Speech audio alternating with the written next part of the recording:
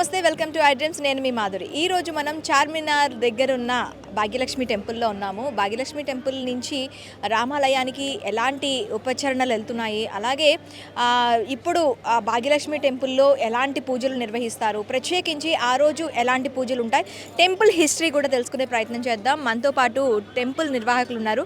నమస్తే అండి. నమస్కారం, నా పేరు సూర్యప్రకాష్. నేను చార్మినార్ భాగ్యలక్ష్మి దేవాలయానికి one of the trustee and member of founders family నుంచి బిలాంగ్ చేస్తాను. దేశవ్యాప్తంగా ఏదైతే శ్రీరాముడి ఏదైతే అయోధ్యలో ప్రాణప్రతిష్ఠ నిర్వహించడం జరుగుతుంది, అయితే అదే ప్రాణప్రతిష్ఠ గురించి నేను కొంచెం చెప్పడం జరుగుతుంది.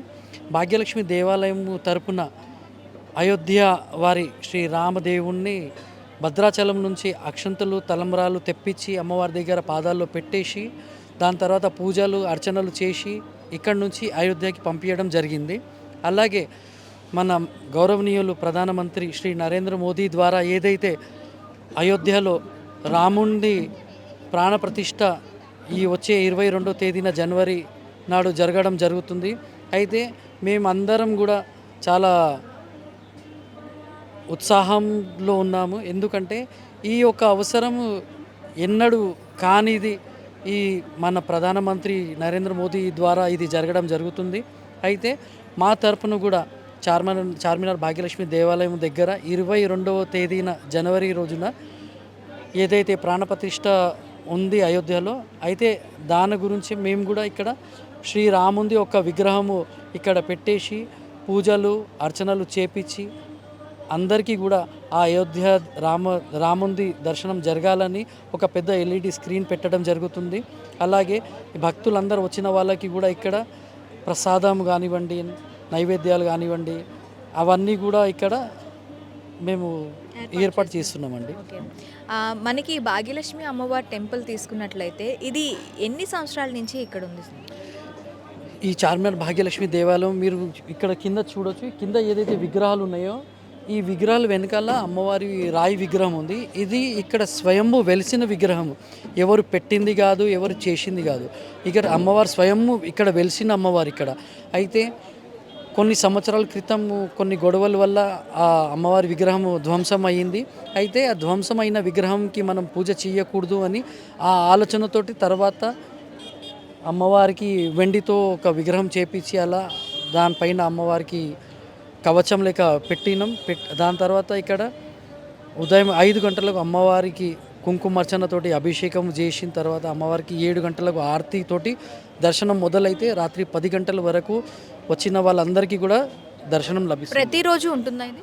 అవునండి, డైలీ మార్నింగ్ 5 o'clockకి గుడి తెరిస్తే నైట్ 10 o'clock వరకు ఓపెన్ ఉంటుంది. అలాగే ప్రతి శుక్రవారము అమ్మవారికి పూల అలంకరణతోటి మొత్తం డెకరేషన్ చేయడం జరుగుతుంది. అలాగే అమ్మవారికి ప్రతి శుక్రవారం పులిహోర ప్రసాదము, సాయంత్రము శనగల ప్రసాదము చేయడం జరుగుతుంది. భక్తుల వచ్చిన అందరికీ కూడా ఇవ్వడం జరుగుతుంది. అలాగే ప్రతి శుక్రవారం అమ్మవారికి పూల అలంకరణతోటి ఇక్కడ డెకరేషన్ చేయడం జరుగుతుందండి. ఓకే, ఇక్కడ ముఖ్యంగా అమ్మవారికి ఏ మాసాల్లో ముఖ్యంగా ఇక్కడ పూజలు నిర్వహిస్తూ ఉంటారు? భాగ్యలక్ష్మి దేవాలయంలో ఫస్ట్ ఉగాది నవరాత్రుల్లో ఏదైతే 9 రోజులు అమ్మవారి వ్రతం ఉంటుందో ఆ 9 రోజులు ఇక్కడ అమ్మవారికి ఒక ఘటం రూపంలో అమ్మవారికి ఇక్కడ ఏర్పాటు చేయడం జరుగుతుంది. అయితే 9 days అమ్మవారికి ఇక్కడ ఘటం పెట్టిన తర్వాత డైలీ అమ్మవారికి పూజలు ఉంటాయి, కుంకుమార్చనలు అవన్నీ ఉంటాయి. అలాగే 8వ రోజు అంటే అష్టమి రోజు అమ్మవారికి ఇక్కడ హోమం ఉంటుంది. 9వ రోజు అంటే నవమి రోజు ఇక్కడ అమ్మవారికి పల్లకి సేవ అని ప్రోగ్రాం ఉంటుంది. ఆ పల్లకి సేవ సాయంత్రం మొదలైతే ఇక్కడ నుంచి చార్మినార్ సరౌండింగ్ మొత్తం నియర్ బై మొత్తం ఏరియా మొత్తం తిరిగి 3 గంటల పాటు ఈ పల్లకి సేవ చేయడం జరుగుతుంది. అలాగే దసరా రోజున అంటే ఉగాది తర్వాత శరద్ నవరాత్రి అని దసరాలు ఉంటుంది. అప్పుడు కూడా సంవత్సరంలో 2 సార్లు అమ్మవారికి ఘటం పెట్టి 9 days పూజలు అర్చనలు చేయడం జరుగుతుంది. అలాగే దీపావళి రోజున భాగ్యలక్ష్మి దేవాలయంలో దేశవ్యాప్తంగా అందరికీ కూడా తెలుసు, ఇక్కడ వచ్చేసి ఎవరైతే మొక్కుకుంటారో, ఏవైతే కోరికలు వాళ్ళు ఉంటాయో అవి తప్పకుండా నెరవేరుతాయని ఆ ఆశతోటే ఇక్కడ అందరు రావడం జరుగుతుంది.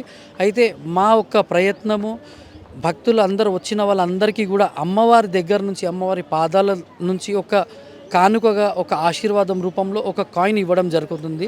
దానికి ఖజానా అని చెప్తారు. ఆ ఖజానా రూపంలో కాయిన్ వచ్చిన వాళ్ళందరికీ కూడా దీపావళి రోజున ఇస్తారు. ఇది 5 రోజుల పాటు ప్రోగ్రాం ఉంటుందండి.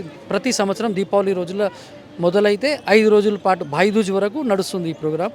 అయితే దీపావళి రోజున ఈ ఒక్క రోజు దగ్గర దగ్గర 4 నుంచి 5 లక్షల వరకు జనాలు రావడం జరుగుతుంది. కాళీ అమ్మవారిని దర్శనం చేయడానికి, ఆ అమ్మవారి ఆశీర్వాదం రూపంలో ఏదైతే ఖజానా ఇవ్వడం జరుగుతుందో అది తీసుకోనికే ఆ జనాలు ఇక్కడ రావడం జరుగుతుందండి. ఇంకా ఎలాంటి పూజలు ఉంటాయి?